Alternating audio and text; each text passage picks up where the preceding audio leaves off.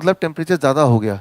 Temperature ज़्यादा हो गया, जैसे ही टेम्परेचर ज़्यादा हुआ, सबसे खतरनाक बात जो अभी हम करते हैं, डिस्कम्फर्ट होगा ना। जैसे 102 हो गया तो बहुत ज़्यादा डिस्कम्फर्ट होता है, खास तौर पे छोटा बच्चा होता है तो स्ट्रेट अवे आप क्या करते हैं, उसको डॉक्टर के पास ले जाएंगे। डॉक्टर को बोलते हैं फीवर को कम करो। लेकिन फीवर क्या है कि जब भी टेम्परेचर ज़्यादा होता है, बढ़े हुए टेम्परेचर में वायरस मल्टीप्लाई नहीं हो सकते।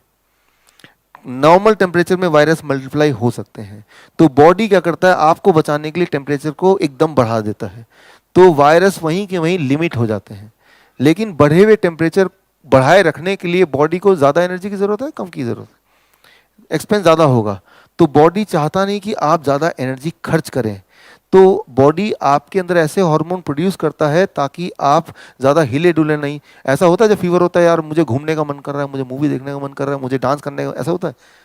रादर बोलते हैं जब फीवर होता है आपको नहीं कोई तंग ना करे, मुझे सोने दें, मैं खाना भी नहीं चाहता, क्योंकि जब खाना भी आप खाते हैं तो पहले तो बॉडी को एनर्जी चाहिए उसको पचाने के लिए, फाइनली वो एनर्जी देगा आपको, राइट। तो एक ऐसे हार्मोन प्रोड्यूस होते हैं कि आप रेस्ट करना चाहते हैं, कम से कम अपनी एनर्जी यूज करना चाहते हैं, बिकॉज एनर्जी कहाँ पे यूज हो रही है, टेम्परेचर को बढ़ाए रखने में। तो ये है डिस्कम्फर्ट, ये डिजीज नहीं है, राइट। ये है dis ease, right. Disease is not a disease, it is not a illness, it is dis ease, right. Discomfort है, लेकिन आप उसको इलनेस मान के डॉक्टर पास जाते हैं, डॉक्टर मेरा फीवर हो गया है कुछ करो, डॉक्टर बोलता अभी करता हूं मैं, एक दवा देते हैं और फोर्सफुली ब्रेन को बाईपास करके टेम्परेचर नॉर्मल हो जाता है। अब नॉर्मल हुआ तो क्या होगा, वायरस फिर एक्टिव हो जाएगा। वो डॉक्टर आपका दोस्त है कि उस वायरस का दोस्त है? वो वायरस बोलेगा थैंक यू डॉक्टर, आपने मेरी जिंदगी और जान बचा दी, राइट। तो अब क्या है कि वायरस के अंदर एक और प्रवृत्ति है कि उसको पता चल गया कि बॉडी का एक टूल है that is high fever, high temperature, right.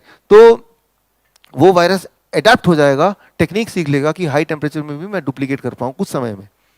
तो इस तरह से अब वो हाई टेम्परेचर भी काम नहीं करेगा, तो या तो बॉडी और हाई टेम्परेचर करेगा या फिर कोई और मैकेनिज्म लेगा। बॉडी के 3-4 मैकेनिज्म है। एक तो कफ है, अगर वो वायरल इन्फेक्शन इस ट्रैक में कहीं है, कफ के थ्रू फेंकता है, राइट। कई बार इन्फेक्शन होता है, बैक्टीरियल इन्फेक्शन स्टमक में होता है तो लूज मोशन के थ्रू फेंकता है। लेकिन आप क्या करते हैं, लूज मोशन होता है तो भाई, loose motion not a fashionable thing, isn't it. आप यहाँ बैठे हैं, अचानक लूज बार बार जाएंगे टॉयलेट में, कितना खराब लगेगा, राइट। लेकिन ये एक नॉर्मल चीज़ है, नॉर्मल फिनोमेना। आप क्या बोलेंगे, यार मेरा लेक्चर है, ये सुनना है 3 घंटे का, बीच में बार बार मैं टॉयलेट जाऊंगा तो ये ठीक नहीं लगेगा, डॉक्टर को बोलेंगे कुछ कीजिए, राइट। डॉक्टर बोलता है जो चीज़ अंदर है वो अंदर ही रहेगी, बिल्कुल बाहर नहीं आएगी। तो ऐसी दवा देता है कुछ बाहर ना आने पाए, सब अंदर यही तो आप चाहते थे और यही हुआ, राइट। लेकिन फिर क्या हुआ, जो अंदर के जो बैक्टीरिया है, अंदर के जो वायरल चीजें हैं, इन्फेक्शन है, वो अंदर ही फल फूल रहे हैं। वो तो उनके लिए स्विमिंग पूल बन गया ना जो बाहर आने वाला था, राइट। वो खुश हो गए, राइट। तो जितनी बार आप इंटरवेंशन करेंगे उतनी बार आपको टेम्पररी रिलीफ मिलेगा भी, तो at the cost of making you even more sick, right.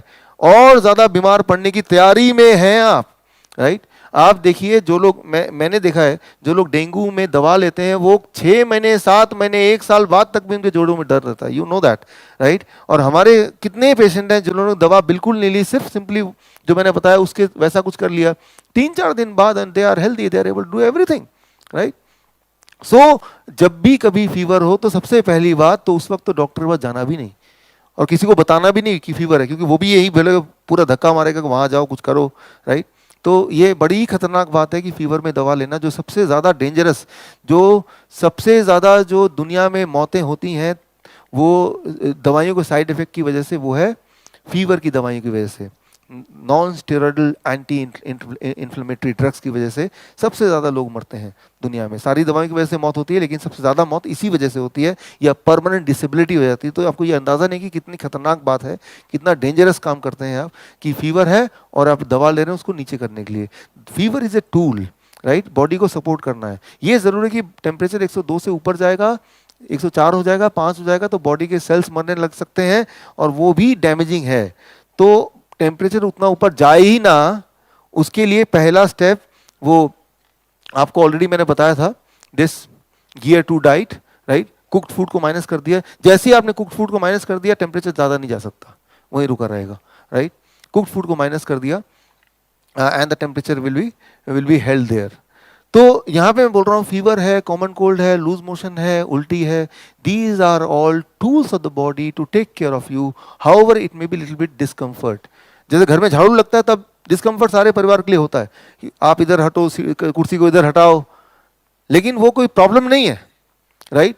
तो आप बोलेंगे ये तो बड़ा डिस्कम्फर्ट है, कल से झाड़ू मत लगाना आप, राइट? तो पल भर के लगेगा, चलो एक डिस्कम्फर्ट से बचे, लेकिन अब रियल प्रॉब्लम आएगी क्योंकि अब वहां पे डस्ट इकट्ठा होने लगेगा। तो सिमिलरली बॉडी भी जब डस्ट बाहर निकालता है तो थोड़ा बहुत डिस्कम्फर्ट तो होगा ही, राइट? उसको आप प्रॉब्लम नहीं बोल सकते, राइट? और दवा क्या करती है, उसको छुपाने की कोशिश करती है। मान लीजिए यहाँ से जाते हैं अपने घर में और जाके देखते हैं बड़ी बदबू आ रही है, घर में बड़ी बदबू आ रही है, राइट? एक्चुअली क्या है कि घर के किसी कोने में चूहा मरा पड़ा हुआ है, बदबू आ रही है। आप डॉक्टर के पास जाएंगे, डॉक्टर क्या करूं, जैसे घर में घुसता हूं ना बदबू आती है, डॉक्टर एक परफ्यूम दे देगा, 2 बार परफ्यूम मार लेना सब ठीक लगेगा। आपने ऐसे ही किया, 2 बार परफ्यूम मारा, सब ठीक ही लग रहा है, खुशबू आ रही है अब तो, राइट? लेकिन क्या है कि वो जो चूहा है वो सड़ता जा रहा है। अब 2 बार परफ्यूम मारने के बावजूद भी वो बदबू आ रही है। डॉक्टर पास जाएंगे, 2 दिन तो ठीक रहा, लेकिन अब तीसरे दिन में तो बदबू और आ रही है, मैं 2 बार भी मार रहा हूँ। डॉक्टर बोलेगा ये इंपोर्टेड दे रहा हूँ मैं, इसको 3 बार मार लेना, अब बदबू नहीं आएगी।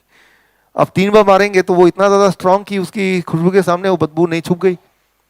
बट आपको पता है कि ये कोई सोल्यूशन नहीं है, उसको ढकने की कोशिश कर रहे हैं। सोल्यूशन क्या है?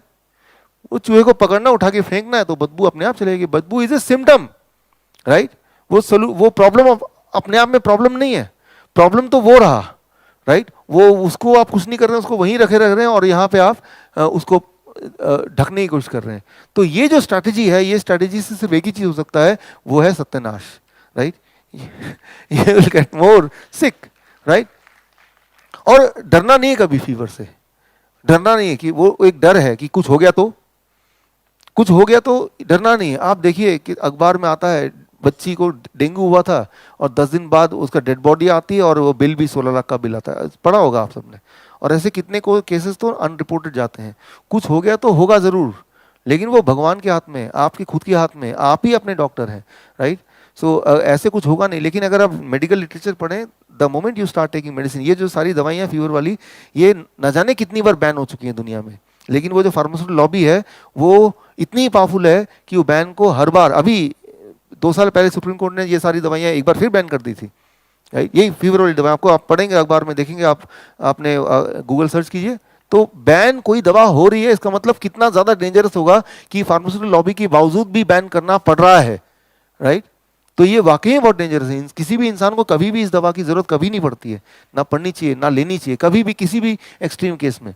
लेकिन हाँ, टेम्परेचर कैसे कंट्रोल करना है, अनयूजुअली हाई ना हो जाए, उसके लिए मैंने आपको बताया कि the moment you stop the cooked food, right, the moment you start taking the fruits and vegetable only, temperature can not go high, जाएगा ही नहीं हाई, करके देखिए कभी, इट नॉट गो हाई।